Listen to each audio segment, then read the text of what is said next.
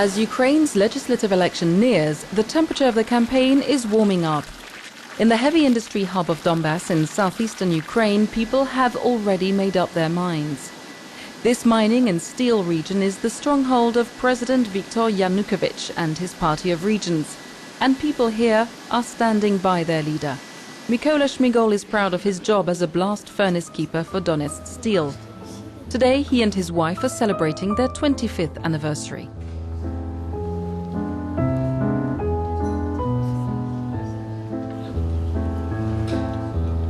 The whole family is having lunch at the Center for Slavic Culture in Donetsk, a club funded by the company he works for.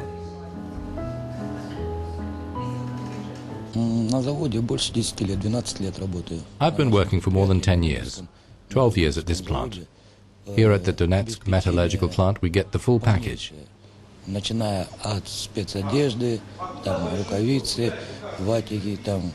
Starting with the protective work suit, jacket and gloves, the full social cover, including holidays and sick leave. So I think that workers here are fully protected.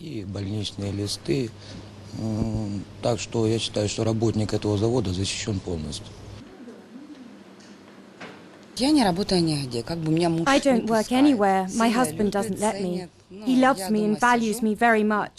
I stay at home, take care of the house and our children, their studies. I like my life. My beloved husband is near. What else do I need? Mykola earns 900 euros a month. That's a good wage in a country where the average monthly salary stands at around 250 to 300 euros. It enables him and his family to enjoy a certain quality of life. We have stability. I don't think it will be any better with a new government. We saw it already. It didn't affect the steel industry, coal production, agriculture, or the Ukrainian economy. But the tough reality of the global economic crisis could soon pose a threat to Mykola's family's safe haven. It's not a secret these are not the best of times for the steel industry, especially in Europe and the CIS. However, the energy-saving technologies that we've introduced help factories survive and move forward.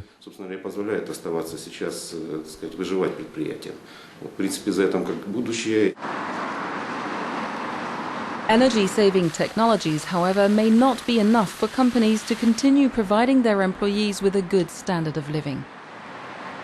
Global competition is tough. Well, again, for me, it's really... Ukrainian producers were not very much efficient in terms of elaborating, designing new steel products. It means that actually what we are producing, well, it's medium quality products, medium quality in terms of the content of value added, and well, in this particular sector we are extremely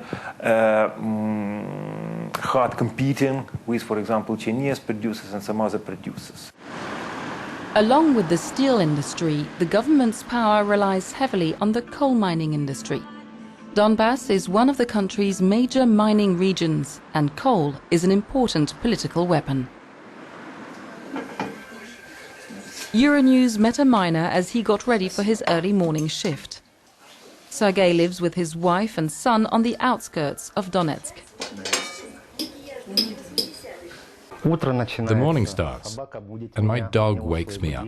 He has his own clock, and he knows that I wake up at 4 o'clock in the morning. If the alarm doesn't ring, my dog will wake me up for sure. Sergei may have to rise early for work, but like many miners, he's better off than most Ukrainians.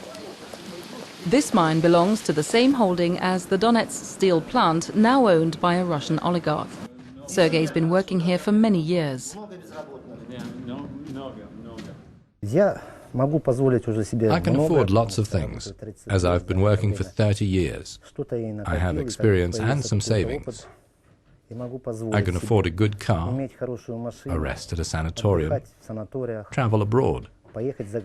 Living conditions have changed since the Soviet times. Everything is developing fast. There are no restrictions, and people live a normal life. Быстрее, динамичнее развиваться. Сейчас никаких запретов. В общем, люди живут нормально. Ukraine's coal mining industry is outdated and inefficient. It is heavily subsidized. Just keeping it afloat costs the state an estimated €1 billion a year. Much of it goes to Donetsk. Для шахтера это For a miner, 2,000 or 3,000 euros is an excellent salary. It would be for anyone in Ukraine. With that kind of salary, you can afford a lot. зарплаты, на которые можно позволить себе многое. Other regions view this generous policy towards Donbass miners with much skepticism. But for Sergei, they deserve their high salaries. Я просто был в разных частях Украины. I've visited different parts of Ukraine, and people are the same everywhere. Здесь на Донбассе. Maybe people in Donbass work more, since industry is located here. Живет производство. Здесь Here people work hard, they get up early. встают рано и заняты трудом. When a person works hard, he has no time to think about politics, he just works. Какой-то политики большой So думать. maybe Donetsk people are a little bit different, since they work a little bit Поэтому, more. может, немножко донецкие люди отличаются от других, потому что они работают, кажется, немножко больше. Many young people are studying to become miners or mining engineers. But that may not be a wise investment in the future. Many experts agree that nearly half of Ukraine's mines, whose infrastructure is obsolete and dangerous, should be shut down. Official acknowledge that approximately 40% of Ukrainian coal mines needs to be restructured. And the majority of these coal mines needs to be simply closed.